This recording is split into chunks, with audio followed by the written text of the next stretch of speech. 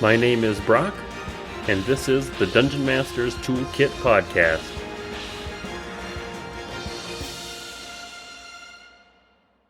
On today's episode, I talked to Kent from TikTok, the owner and creator of the new TTRPGhub.com. It's a new up-and-coming website that will be a database or host of a bunch of RPG-related material and creators. We talked a bit about how he got into tabletop gaming and some of the tips that he has for new and old Dungeon Masters. And then we spend a lot of time talking about what exactly this TTRPG Hub site is going to be, who's going to be featured on there, and how it's going to help the tabletop role-playing community as a whole. Before we get into the episode, we have a very exciting announcement to make. With the help of my wife, I have picked a winner for our creature contest. Drumroll, please. The winner of the competition is Joe Kira. Joe's submission is the Wish Wraith, an evil monstrosity. It's a medium-sized creature and it has average speed. And I'm going to quickly talk through the look, habitat, and behavior, and then I will get into its abilities. When a wish is granted, reality must often twist and bend itself to serve the wisher's intent. This can leave behind a sort of astral residue, a mark where reality has changed. Wishes that are particularly malicious, cruel, or desperate may leave behind a much darker mark. A wish wraith is that malicious, cruel, or desperate intent given form. It will bear some resemblance to the individual who cast the wish, or one injured or killed by the wish. Twisted and hideous, but keeping a vaguely humanoid form, often draped in a billowing black cape.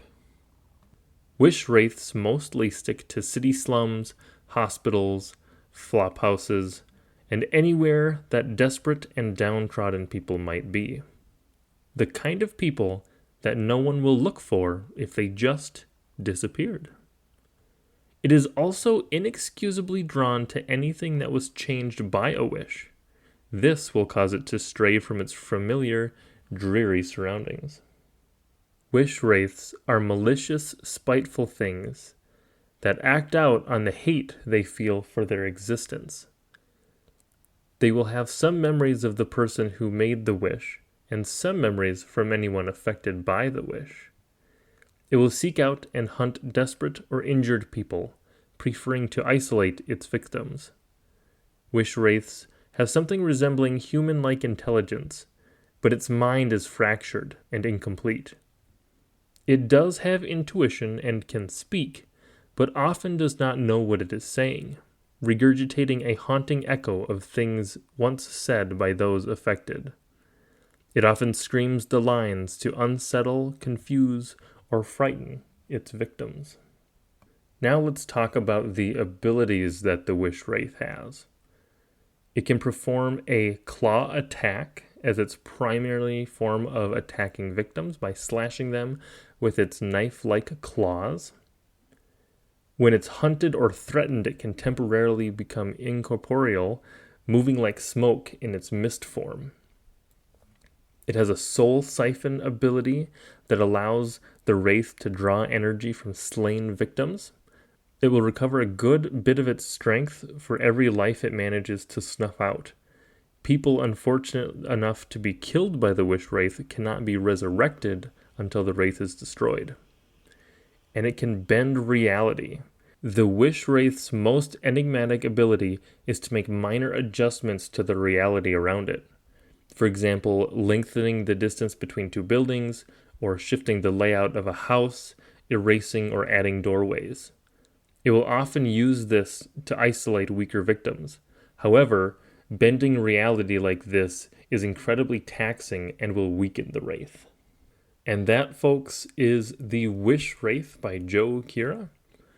Thank you so much for participating in this competition. We had 9 submissions, which was awesome. We about doubled from the last competition. To any of the listeners out there, if you are interested in getting in on the next competition or even suggesting what the next competition is about, please join the Discord server because that's where we have conversations and take polls on what we're going to do next. And there's even prize money involved. So this one was a $10 gift card, and we'll be sending that out and then hopefully doing more and more of these competitions. So thank you so much for participating in the competition. Also, be on the lookout for the PDF that I put together. As I get time, I'm going to be organizing these 9 entries into that same PDF for the Kaljanan city. So keep an eye out on the Discord server. That'll be freely available for people to download. And on that note, let's get into the episode. Welcome, everybody. I have Kent, also known as Michikent, on TikTok and founder of TTRPGhub.com. So, welcome, Kent. Thank you so much. I'm happy to be here. Glad to have you. Kent, why don't you start off by telling us a little bit how you about yourself and how you got started in the tabletop role-playing space? Okay, well, I'm 37 years old, and I've been gaming role playing for probably about 25 or so years now. And I would say that my introduction to kind of role playing games actually started with board games. And I can't remember quite the names of the games, but like Hero Quest or Hero's Journey or something like that, where you had the miniatures and you would build the dungeon and move your way through. That was kind of the introduction in concept to role playing. Having had a theatrical background, I got really into the idea of characters and not being yourself, kind of the escapism mindset in that regard. And so it really appealed to me. And I started looking into things, and with any hobby, you fall in and out of love with it, or it comes and goes in your life. And gaming wasn't a popular medium at the time in the early to mid 90s. It was kind of in the dungeon, as they say. So it was really hard to find people to really talk to or research. And we didn't have the internet, obviously. So it was just a matter of if you happen to be in the right place at the right time. So I remember being in a bookstore around age 12 or 13, I want to say, and picking up the Men in Black role playing game because I was really into the movie when it came out. And it just seemed like something fun. I didn't know what I was getting into, but I started flipping through it and I started understanding that you could create characters in the worlds of things you love, like movies or TV shows. And that just really sparked an interest in me, and learning the mechanics of monsters and adventures and storytelling just really sparked an interest in me. So I was dabbling with it for a while and not being able to find people. It wasn't really until high school that I was able to get into it really full time, when my friend Dave offered to run a 2E Dungeons and Dragons game for me. And I really enjoyed myself. I loved the idea of creating a character. Math was never my strong suit, but this was something that sparked an interest in math for me. And so I was playing, and that was around the time that 3.0 was about to come out. So when that came out, we played that. And then I was introduced to the World of Darkness games, which probably are some of my favorite games overall. Starting with Vampire the Masquerade, which was a really strong storytelling medium with very few mechanics, which is my flavor. Like, I like to role play more than I like to roll dice. And even though there's a benefit to both, the role playing aspect was the one I focused on. And I've been in love with it ever since. I've been a DM for at least 20 years. I'm a forever DM, as they say. So getting to play is a rare treat for me. And that's just how it's been, and I enjoy it. You've been running games for quite a while. What are your tips for either new dungeon masters, but then also tips for maybe veteran dungeon masters? Sure. I would say the first rule of dungeon mastering and character creation is keep it simple, stupid. um, Start out simple. If you've got a good idea, keep it small. Like, if you're a new dungeon master and you want to take on the idea of world building, start with just a town, because there is so much detail that can go into that town. There's so many stories to be had in that town. You do not have to worry about creating a continent as a whole. You do not have to worry about creating an entire universe. Start small. I know there are people out there that don't like modules, but I recommend them. The Adventurers League and plenty of other resources have great, easy startup modules that can kind of teach you what you're looking to do as a dungeon master. It can teach you about the system. It can teach you about the order of how things go with storytelling and with combat and kind of what to keep in mind when writing certain scenes. Another thing I would say is rules don't matter. In the end of the day, rules don't matter. If you and everyone at your table is having fun, you can throw those rules right out the window. Create a game that you and the people you're playing with are going to enjoy. Use the rules as guidelines if you want to, completely disregard them if you want to. Just come up with something that works for you and your party. Another thing that's really important about dungeon mastering that old school dungeon masters like myself are still having to learn and practice now is consent. The world has changed for the better. We are much more aware of people's sensitivities and people's inclinations, and we need to be respectful. So I would say one of the most important sessions in D&D is what is called session 0, and that is the character creation process, the explanation of what type of game you're planning on running, and a very important conversation between the DM, GM, and their players of what is acceptable. What are you comfortable with? Are you comfortable with a certain level of violence? Are you comfortable with a certain level of political intrigue? What kind of game or setting are you looking to play in? And this doesn't mean that the DM has to adjust what they want to do. If they've been working on this idea for months and they really want to play it, they just need to be open and transparent with their players and say, hey, this one's going to get pretty bloody, and allow their players to make an informed decision before committing to a game. Because there's nothing, I think, worse than getting to a point where your players become extremely uncomfortable and you've been playing with them for 7 or 8 months. It feels like a betrayal to your friends. Losing a player that late in the game can be very, very difficult as a DM. So, to avoid all that, having just an open, transparent conversation about what every individual person at the table wants to get out of gaming is very, very important. So, I would say start simple.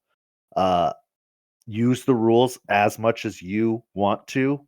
Uh, Make sure everybody at the table is having fun, and make sure that it is a safe and open and inviting environment to everybody who plays, to every single member at that table, including you as a DM. Make sure you are comfortable with what your players are bringing to the table, because it's not a job. This is a collaborative storytelling thing. Yes, a DM has a lot of responsibility and a lot of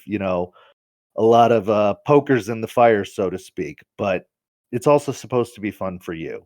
So do not make it unnecessarily stressful or uncomfortable for you just because you've taken on the role of dungeon master. You have the same rights as all of the other players at the table. Just because your job's different doesn't change that. So it's a lot of information. There's a lot of stuff to consider there, but keep it simple. Enjoy yourselves, use the rules as needed, make sure that everyone knows that they are welcome and accepted at the table, and be considerate of the sensitivities of your players and yourself before starting the game. And check in on those things regularly. You know, it's okay to say 6 months into a game, okay, is everybody still cool with what's going on? Like, here's an update on how dark this game is going to get, or how violent this game is going to get, or how, I don't know, sexy this game is gonna get, and make sure everybody's still okay with it. Keep tabs on them. Just because they said something a month ago doesn't mean it's still true. Things change, people change, so keep up to date on all that stuff. Like I said, it's a lot of information. I apologize for dumping all this on your plate, listener. um, but feel free to reach out to me on TikTok about DM tips. I'm happy to help you, but there are also some amazing creators out there that you can talk to or follow. I feel like the message is the same across the board, especially on TikTok, that comfort is important, safety is important, acceptance is important, and there are some great strategies on how to do so. But just try it. Don't be scared. Try it. There's no there's nothing wrong with trying. What's the worst thing that could happen? You learn to be better. Do not be afraid to jump in with both feet and just go for it. Like, I was a terrible DM my first time. I did not know what I was doing. I I just wanted to do it to get people to play because I was having such a hard time finding games. And I fell in love with it and I've never turned back. And I think that same thing can happen to you. And luckily, if you're new now, there are so many resources that didn't exist when I started. So take advantage of those. And if you're an old DM, keep doing what you're doing. You're trying your best. Try to adjust your course to be a little more accepting if you're not. Try to consider consent to your games, but just keep doing what you're doing. If you've been doing it this long, you must be doing something right. And don't be afraid to take a chance on players. People that you might not consider having in your game before, you know, might end up being the best players you've ever had. So, yeah, that would be my advice to new and old DMs. A lot of good information, I think. Um, what is your current system that you play most often now? I am pretty much solely 5e right now, Dungeons and Dragons 5th edition. It's not by choice. It's the most popular game out there is right now. It's one that's easy to find games for, easy to find players for, and I've just really been enjoying delving into the system and using that system in the games I run. But I'm really open to anything, but I would say that's the primary one I've been playing right now. And do you have a number of campaigns that are going, or just like a weekly session? At one time, I was up to 2 campaigns a week. Right now, I'm actually fortunate enough to be running 1 campaign and playing in 2 campaigns, which is super duper exciting, including, a one-shot slash loose campaign that's coming up this Sunday. Awesome. It's always nice to get back into the player seat, especially as a DM, to kind of recharge a little bit.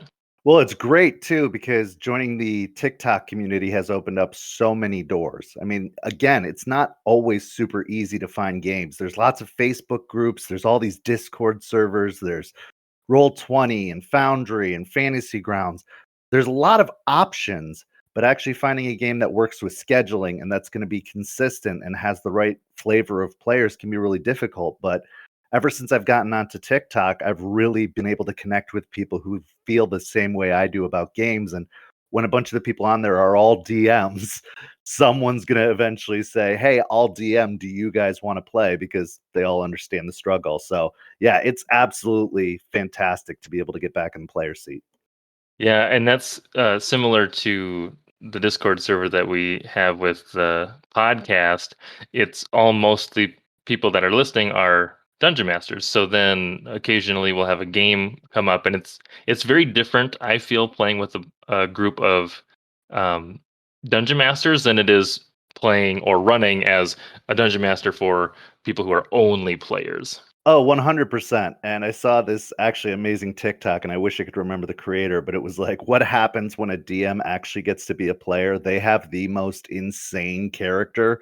Like, they don't, it's always going to be an oddball, off the wall character because they're so used to, the tropes of serious characters and, having to run all these NPCs that they're going to just make something wild and off the wall. So a game full of DMs sounds like a crazy, fun, good time. Is there anything else you want to talk about for the D&D TikTok community? Well, I love D&D TikTok. I could not have even believed when I first got onto TikTok that it was going to be as welcoming and supportive of a community as it is. I mean, in any community, especially when it comes to the internet, you're going to find those bad apples who try to spoil the bunch. But I've been fortunate enough to avoid a lot of the drama of TikTok in general, let alone D&D TikTok, and find an amazing group of creators that just support one another and foster one another and play off each other. And I mean, some of the games I'm in now, I wouldn't be in if it wasn't for TikTok. And it's been able to really spark creativity in me, renew a love for the game, even though I was actively, involved in it, even at the time. It gave me a whole bunch of new ideas. It made me super enthusiastic about running games, about playing games, about supporting people who are playing games and hearing about their games. And the fact that people offer up information so freely is wonderful. I mean, you're never gonna not have an idea that you could have picked up from someone else or develop your own idea off of the ideas that other creators offer, and it just makes the game better. I mean, D&D has never been as hot as it is now. Even back in its origins, it was kind of always one of those secret, hushed about, talked about games, and with Stranger Things, Critical Role, Dimension 20, it's really brought D&D up to the forefront, and a lot of people who would never have even considered the game, even as of 5, 6 years ago, are fully invested in playing. And with the pandemic, say what you will about it, it's been great for the game, even if it's been, messing with the rest of us mentally. It's really helped out the D&D community. So we're talking creators who just started within the last year, and some who've been playing for, as long as I have or longer. And so bringing them all together, having them all support one another, not having a lot of gatekeeping or people saying, you're doing it wrong. The first rule of D&D is there are no rules. These are just guidelines. You can use these and adjust these and work with these however you want to, but as long as everyone at the table is having fun, everyone's enjoying themselves, it doesn't matter. It doesn't matter what these books say. And so I appreciate that a lot of players and creators have adopted that, and that, there isn't an unnecessary amount of tolerance for people who haven't. If other people haven't adopted it, we just move on from those people. We don't need to dwell on them or let them poison the community. You just find people who think the same way you do, and it grows from there. And I'm very fortunate to have found a whole bunch of people like that. One of the things that's neat about TikTok is I think it's because the videos are so short, 1 to 3 minutes. TikTok has a very almost like casual nature to it. 100%. Yeah. And for, like for YouTube or something, like if you want to make a YouTube channel and posting content, you really want your content to be fairly polished and clean and stuff, or you're not going to really stand out in YouTube. And I feel like TikTok is a little bit better where you can be pretty much anybody with the phone and just start, making content that people will then, eventually find you and start interacting with you and your content. Very different from the, kind of polished, nice things that we see on other platforms like YouTube and elsewhere. Oh, absolutely. You don't have to be a professional video maker, technology expert to participate in TikTok. And I absolutely love it because, like, I'll be the first to admit my videos are terribly edited and put together because I do not know anything about that. But I don't feel any stress about it. I don't feel any pressure. Like, I get better by practice, and I get, a lot of positive support. People are still watching them, liking them, commenting on them. I mean, I hit 1,000 subscribers in 23 days, which is insane. Nothing I've ever had happen on YouTube or Facebook or anywhere else has ever been the amount of feedback and support that I've gotten on TikTok. And there's no judgment. Nobody's, critiquing the video. They're critiquing the content. And even by critiquing, I mean, they're just giving their thoughts on what you're asking or what you're saying. And they're, asking more questions and follow-up questions. And the content can just bounce back and forth. And just the concept of duets and stitches is brilliant. Like, you don't see that anywhere else. You can take a question from somebody and put that question in your video and answer the question in your video. And you would think the short videos could potentially hinder the product, but I don't think so. I really think it makes creators have to really think about what they want to say and say it quickly. And in this, 21st century ADHD culture, and I can say that because I am ADHD and the culture definitely doesn't help, uh, you want to be quick. You want to get your point across as quickly as possible because people will only give you about 20 to 30 seconds of their time. So if you can't hook them in that first 20 to 30 seconds, they're going to move on to something else. So you really do have to put some thought into the content you're going to put out there. You're going to have to think about how you want to phrase things, but TikTok makes it simple, honestly, and, it could be cluttered with a bunch of stuff, but you don't have to see it if you don't want to. It's so easy to move on. It's so easy to find the stuff you do like and filter out the stuff you don't like. And you get to meet some just unbelievably awesome people, which I feel so lucky to have made the friendships I've made in such a short period of time. And once you do hit that 1,000 subscribers and you can go live, it's another way to meet people. You can, have co-hosts and guests and all kinds of things. So it's very intimidating at first. I was very intimidated by TikTok at first because it had already grown into this phenomenon long before I'd even, dipped my toe in the water. And I saw these incredibly polished and awesome videos. And it was scary at first, but to anyone even considering checking it out, I say do it because it's uh, the worst that happens is nothing. I don't see a downside. Like you say what you want to say, people will comment, people will like, people will share, people will subscribe, and you just move on from there. And it's a beautiful thing. Uh, the advice I would give to anyone considering looking into TikTok, though, are keep your content relevant, uh, use hashtags, and support your fellow creators. If you do all of those things, you'll be a success in no time. No question about it. One of the things that I will say, you mentioned the stitches and the duets, and then I would also add the video replies that like you Oh, can do 100%. to Yeah. if somebody comments, you can do video reply and it puts their little like speech bubble or whatever in the Yes. video. The just kind of the nature of that makes the platform almost more collaborative in nature because like you said, somebody will ask a question and then somebody makes a whole video on it and then somebody else stitches it and it's like, oh, this is a great idea and here's my thoughts on it, and it just kind of makes this kind of big web It's a of, chain reaction. yeah, of Absolutely. collaboration. One person can make a really good video that gets stitched by another person. Someone who's watching the second person's video is going to link back to your video to stitch it. It's just going to spread out. And like you said, with replies, you can get entire back and forth conversations going. And it's infectious. And I mean that in a positive way. I know using the word infection right now is not a great thing, but it is infectious. And it can, just like anything else, it can be good and bad, but my purpose has always been to use it for good. I've always intended to support people, not down talk other people, not criticize other people. And if you keep an air of positivity going into it, like you're going to find a community that really wants to be around you because we could all use more positivity in trying times. And we all want to be around people who make us feel good about ourselves or just about life or our situation or just themselves, whatever. So I just think going into it, being positive, not feeding the trolls, which I don't understand why anyone would. That's what they want.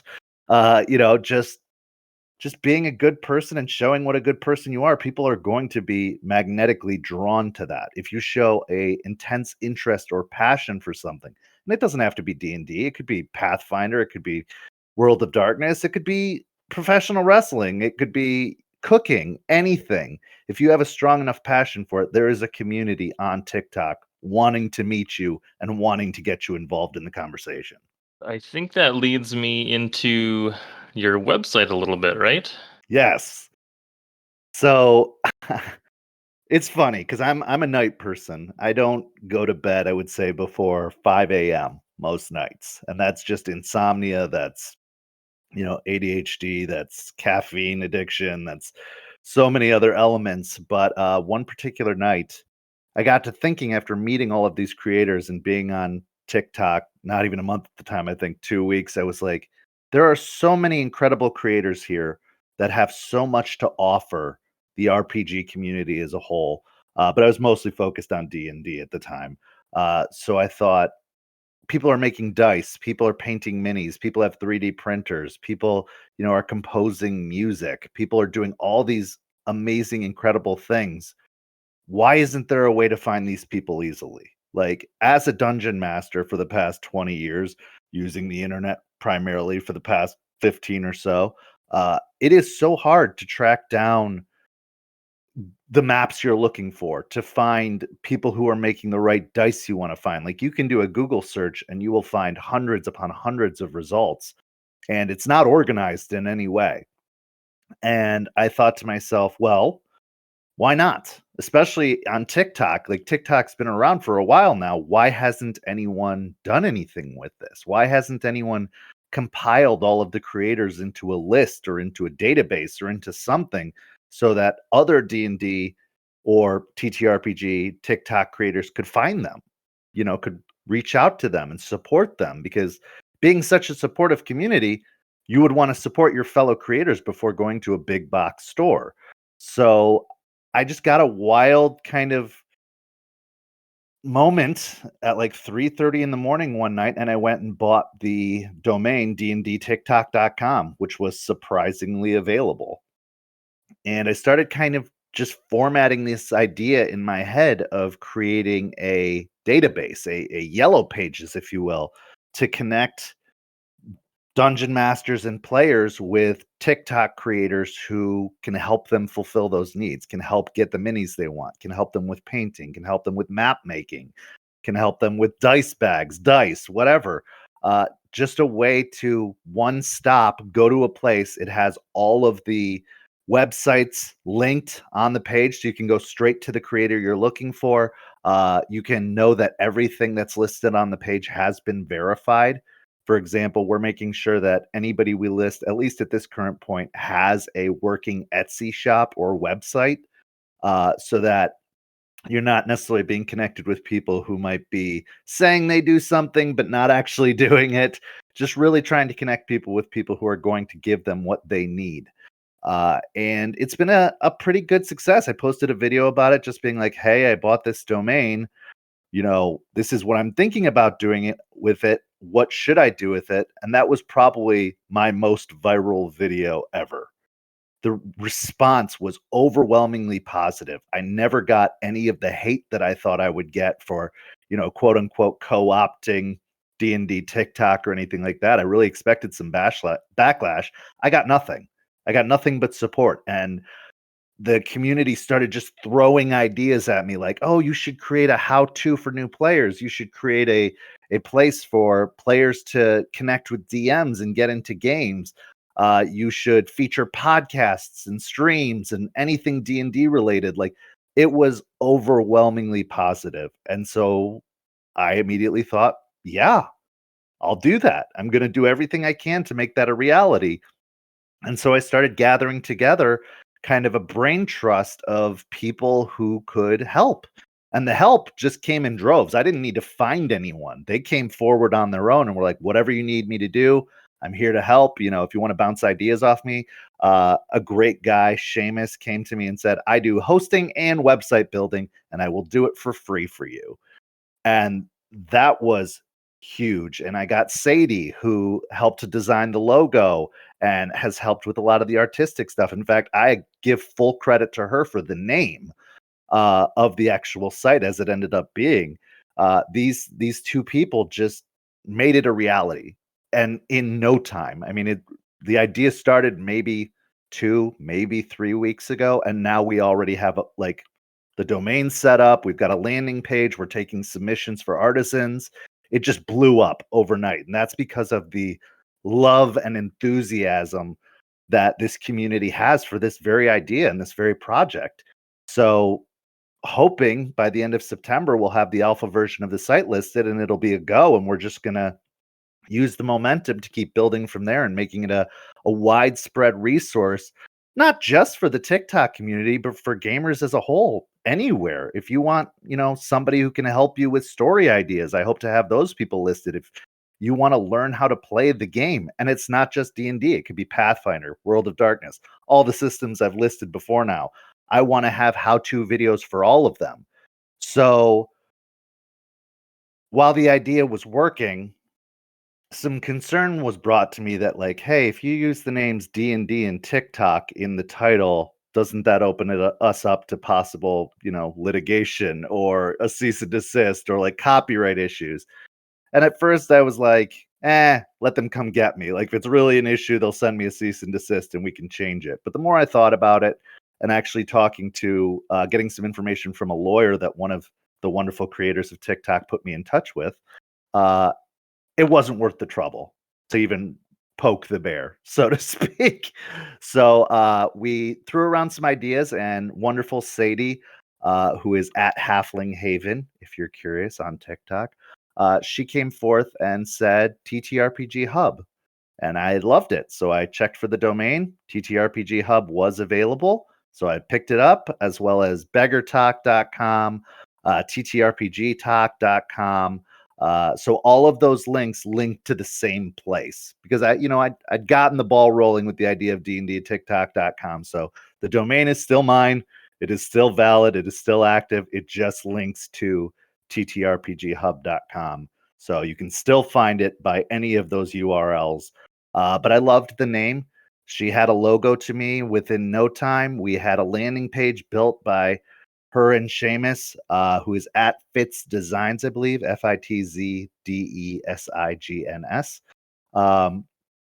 And yeah, that's where we're at right now. I mean, the website is not fully operational, it's not fully functional, but we have something up for people to go and check out and to submit to become an artisan or to ask questions about the future of the site. There's a contact email and everything there. Contact at ttrpghub.com. It comes straight to me, so you'll get the answers straight from the horse's mouth.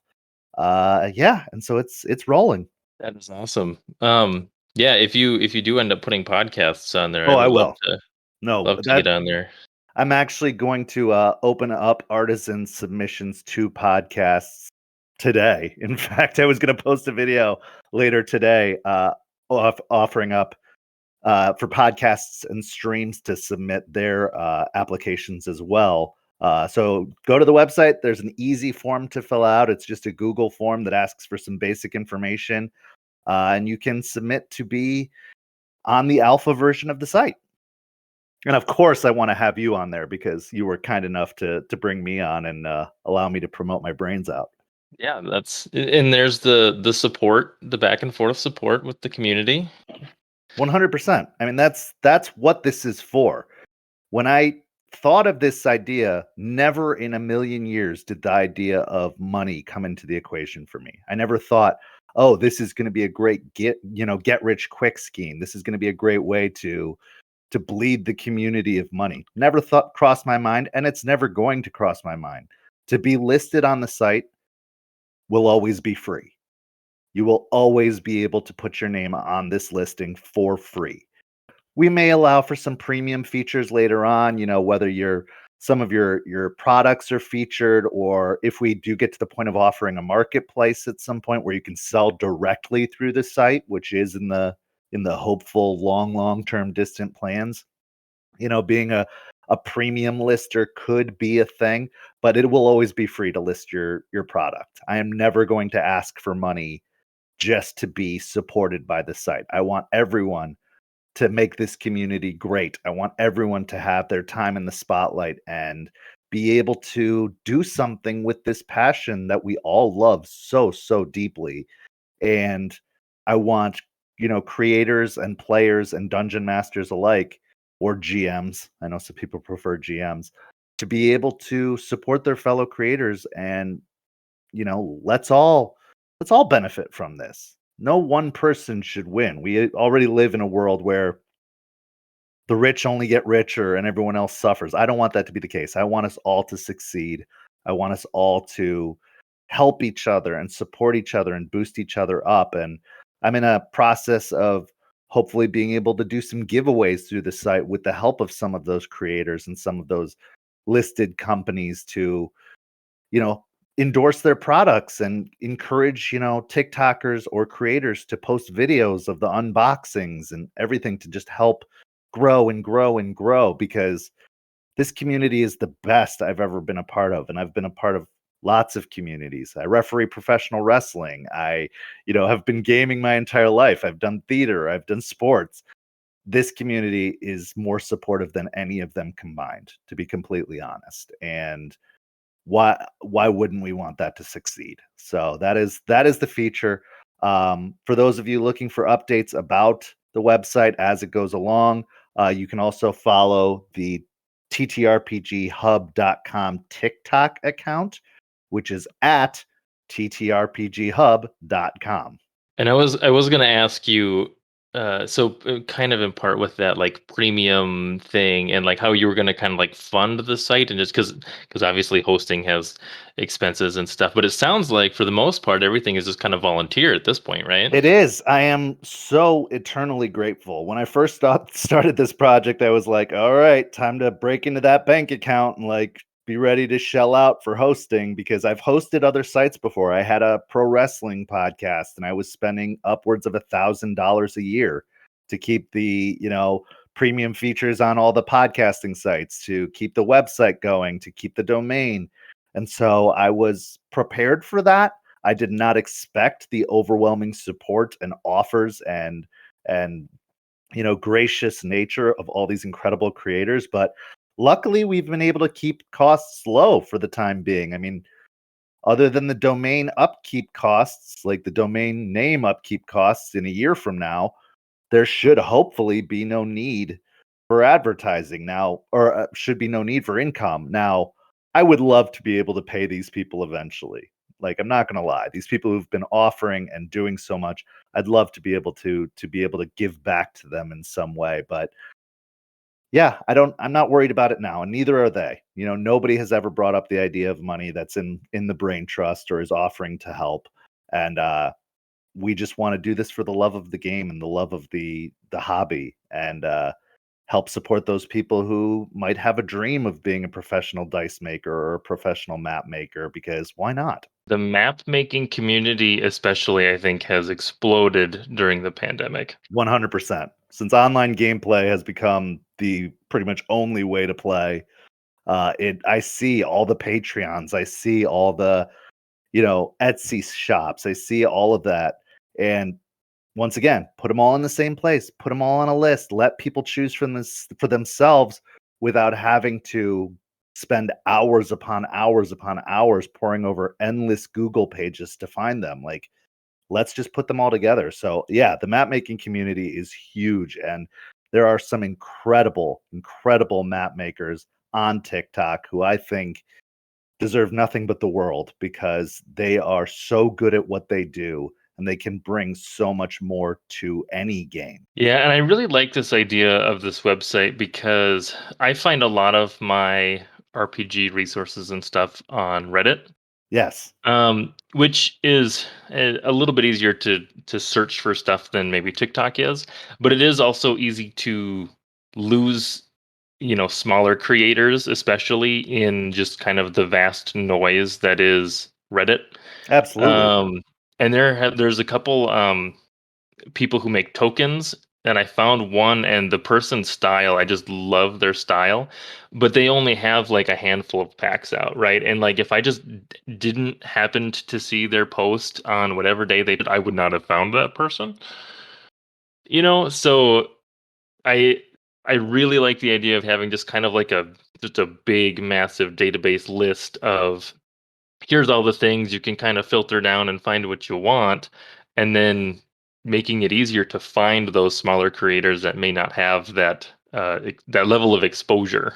Absolutely. And one of the core tenets of what we're doing is we want you to as a consumer, as a creator that's looking for these resources, to feel confident that we've done our homework, that we've looked into the people who are listing themselves on this site and said, yes, they are officially verified by us as having an Etsy store, as having a working email address, as making sure that all the I's are dotted and the T's are crossed in terms of how they describe themselves and present themselves.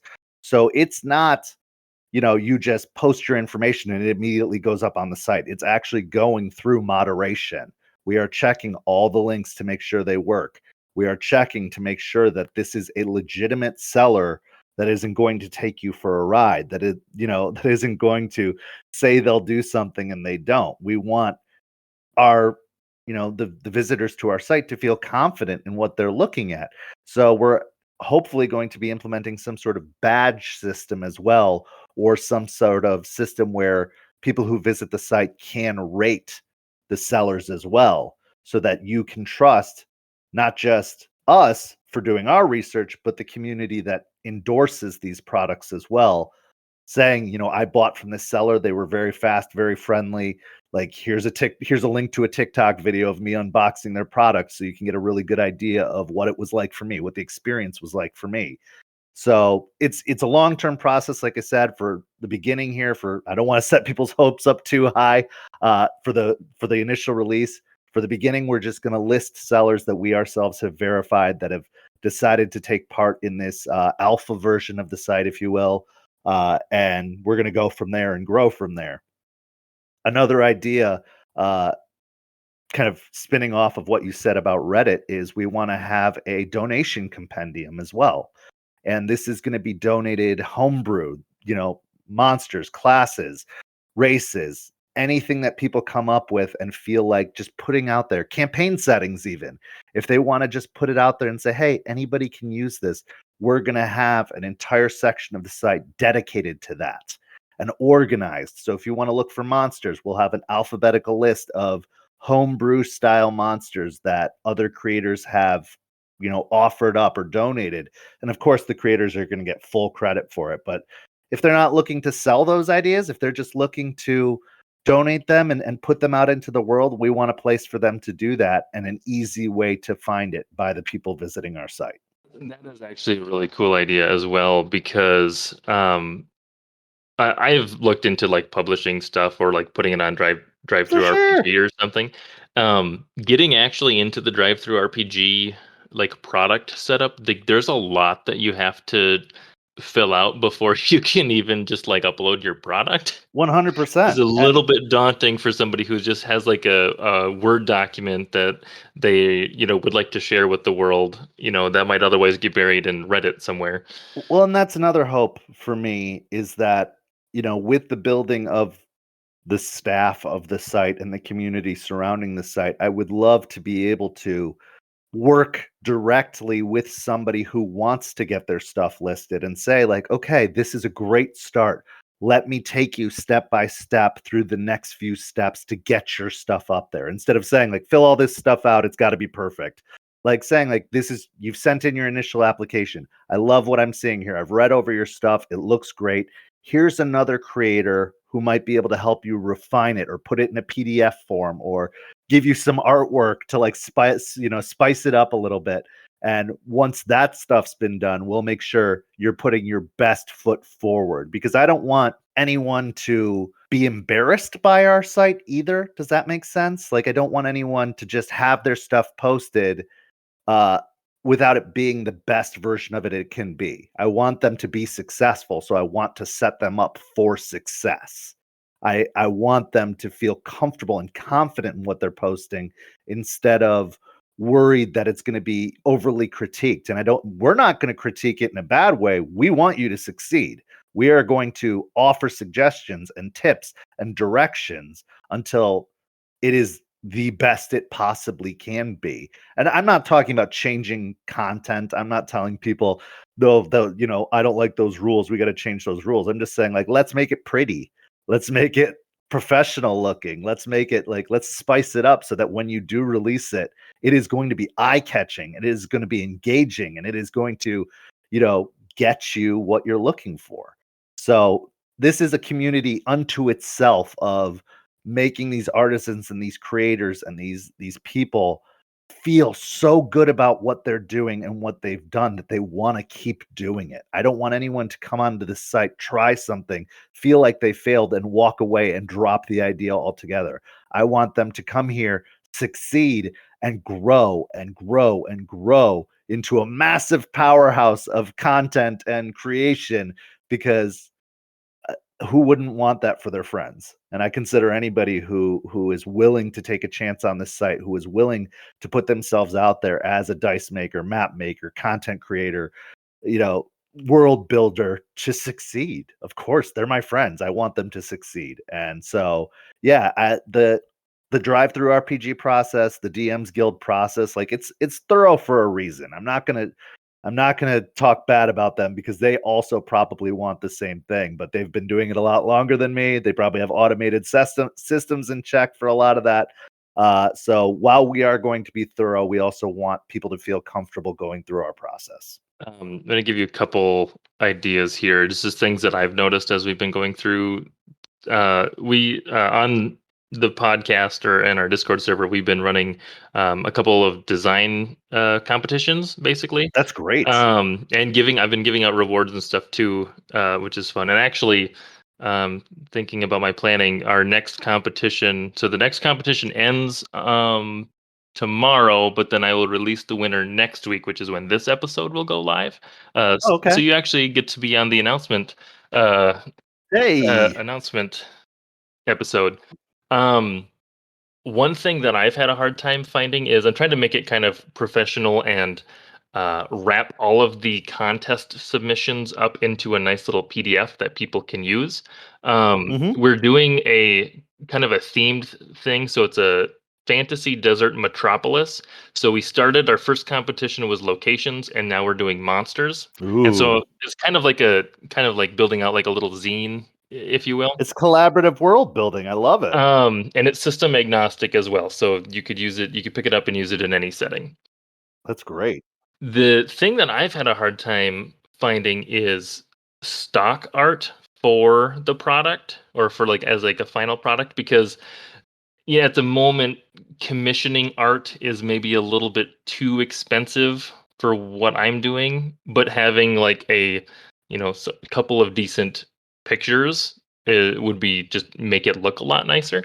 And I have found some, but it's really, at least I've found it very difficult to find stuff that's either of like the style that I want or there's enough of it in the same style, kind of by the same artist, that you could have like a cohesive feel throughout the document. And so artists and then maybe like so like stock art and then maybe also listing artists that do commissions would also probably be good for like a publishing resource. Absolutely, and actually that's part of it. That's part of why we're getting all these artisans together as well, is I wanna also support up and coming artisans. I wanna help people who, aren't confident enough in what they're doing to go professional, to open up a store and say like, "Hey, these are people who are just trying to get better." If you want to contact people who are willing to try it or try to help you, or if you want to get in talks with somebody who would be interested on taking on a long-term project, like getting all of the artwork for an entire world setting together, like here are some names you can talk to.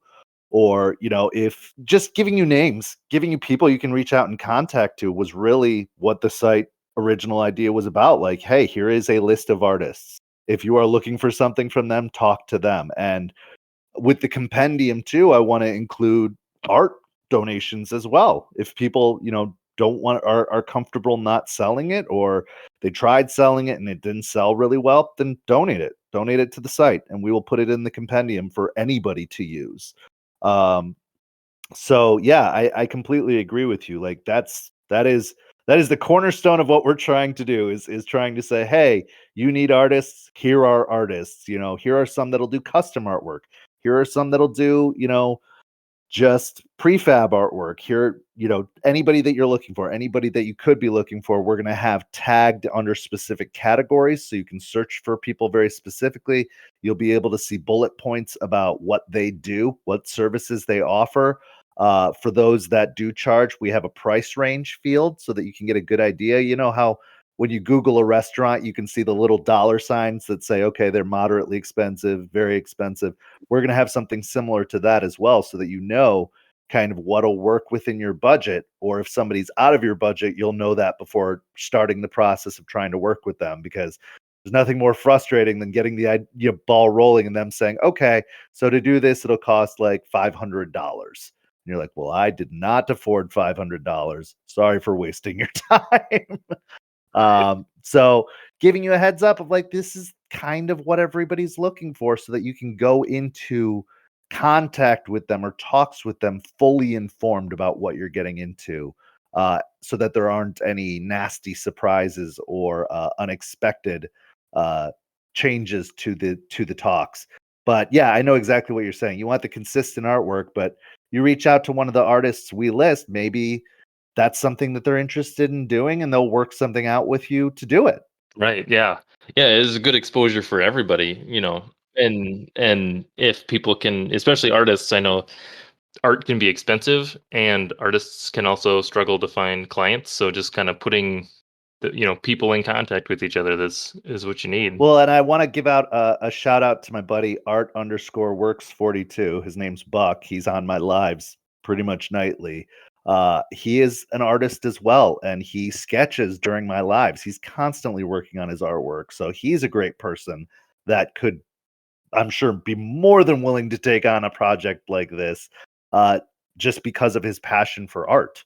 And there's a lot of people like that on TikTok. It's the most creative community I've ever seen. I say that hands down. Like, TikTok is an incredibly creative community, and it is easy to get lost in the noise. There are millions, I'm pretty confident in saying, of TikTok creators.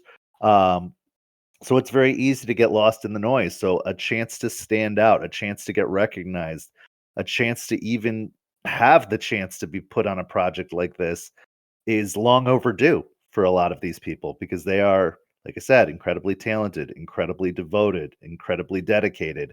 And I think that everybody should succeed. Yeah, and like you said, it's cross promotion. You use their artwork and feature their artwork in your world, your built world, your campaign setting. And then you take that campaign setting to me and post it on my site. I promote it, for you and for them. And it's that spider web you were talking about. It's just cross promotion upon cross promotion. And I just feel like everybody benefits. Yeah, it is really fun talking to you and just like your passion behind it, and then also just me being also passionate about the tabletop role playing space and kind of seeing the potential, right? And just like, oh, I can't wait for it to be done. Oh, 100%. It's so hard not to put the cart before the horse in this case, and I have to be brought back down to earth. I'm not, a coder. I'm not a website builder. I'm not the technical aspect of this. So I talked to, Seamus and Sadie about it, because they are the realists. They're the ones who can be like, that all sounds great, but we're gonna start with this. And I can be like, okay. I'm the idea guy. I don't know if you've ever watched Mythic Quest. I assume everybody has, because it is an amazingly nerdy show. But I would be Ian in Mythic Quest. Like, I can make these amazing ideas and concepts, but can any of them actually happen? And that's, the jobs of the much smarter, much more talented, much more skilled people to say maybe or no. um, and so, realistically speaking, like I said, we're probably going to only feature a couple dozen artists when we launch at the end of the month, which is my hope. Fingers crossed, end of the month. Uh, so it's going to start small, and it's going to start very bare bones realistic, but it will continue to be worked on. These people are passionate. I am passionate. We are not going to stop and say this is good enough. We are going to constantly keep improving, and with the support and enthusiasm of the community to back it up, with people offering up to become artisans, offering up to submit information or create how-to videos to play these games, we will grow, and we will grow fast, and we will grow smart. And I think it's just going to be a resource that could potentially help a lot of people, especially with the influx of interest to this game and many other games, because right now D&D is a gateway drug. Let's be honest. Like, it is, a lot of people are getting into it through D&D 5e, but there are so many cool games out there, and I highly recommend people branch their horizons. When D&D starts to feel a little too easy, try out Pathfinder. Pathfinder is a fantastic step up from D&D. It's a great bridge. Or, you're trying out D&D and you find it a little too technical, move on over to World of Darkness. World of Darkness loosens the reins on mechanics a lot.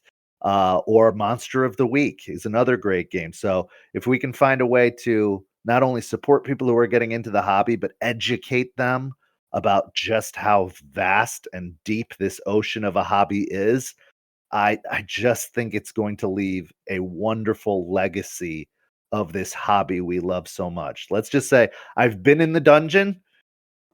We're out of the dungeon now. I never want us to have to turn around and go back in, because the dark ages of gaming, to be frank, and pardon my language, sucked.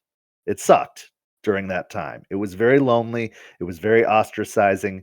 And I never want that to be the case again. I want us all to be able to embrace and love and make a public, comfortable spectacle of this hobby we love so much. And one more thing I want to mention is this website is for everyone. So this is not going to be a place that is going to be accepting of, gatekeeping or boxing people out based on any criteria. Everyone is welcome here. So we are going to be supporting our friends in the LGBTQ community, our friends in the BIPOC community, all across the board. Everyone is welcome. Everyone is equally featured. Everyone gets an opportunity. So we, have a community standards that we expect all artisans to accept before being considered for applications, that say, hey, everyone's welcome here, and we will not accept any kind of discrimination of any kind in the people we feature or the people who try to use our services. So it is a very open and accepting community. Just like the games are for everyone, the site is going to be for everyone. Yeah, and that right there is just awesome. And I will say that I have noticed that sentiment just in like the RPG space in general to be super open with everybody, which I just think is fantastic because it's Yeah, more absolutely. Why fun when wouldn't you it be? have it's more fun when you have more people to play with and different perspectives and just I don't know, the it's great to see it continuing here with your site, and then also just like the community as a whole is probably one of the most accepting I've seen pretty much anywhere. It should be. I mean, why wouldn't it be? It was hard enough to find players before. It's hard enough to find players now. If you're open to everyone and everything, it just makes the ability to participate in this amazing hobby that much easier. And you learn so much about yourself. You learn so much about other people, and you grow not just as a gamer, not just as a dungeon master, but as a human being. And I absolutely adore that about this community and about this hobby. Like, so much of who I am as an adult 37-year-old male, I learned through lessons in gaming. And we say gaming is the best therapy, because it really is therapy in the long run. It teaches empathy, it teaches understanding, it teaches conflict resolution. There's so many lessons it has to teach and has left to teach, and I just think everyone should do it. Anybody who's not doing it, I'll never understand why, because it has something for everybody. Is there anything else that you would like to either say or mention about yourself or the website or where people can find you? Sure.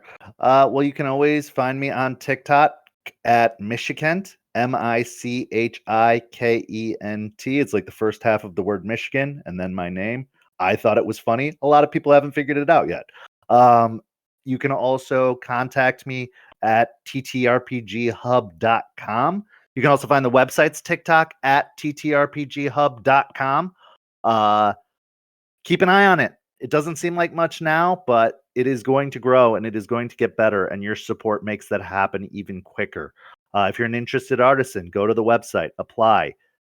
All odds are good that you will be accepted if you have an established Etsy store or website. If you don't, consider setting one up and then applying. We're not expecting all of our vendors to have been doing this for years. If you're just interested in the idea of it, set up an Etsy shop, try it out, and what will be will be. Um, if you're listening to this, thank you. Thank you for being a part of the community. I don't think everybody hears that enough. This community wouldn't exist if it weren't for people like you, and we are grateful as members of it that you're here. And we're grateful for or we're excited, I should say, for what you're going to do coming up. And get involved. Go to your local game shops. Check out if there's any games, pandemic safely. Reach out on TikTok. Try TikTok. Try posting a video. Try asking a question. You'll be surprised at just how many people out there want to answer it and want to support you. And you'll make some really great friends in the process. But otherwise, yeah, check out ttrpghub.com. Follow me at Michikent on TikTok. And thank you so much for having me. It's been a blast. Thanks for listening to this week's episode of the Dungeon Master's Toolkit podcast. You can find links to all of the products and resources that we talked about on the show in the show notes. And if you'd like to join the community or find out how to be on the show, check out our subreddit or join us in our Discord server.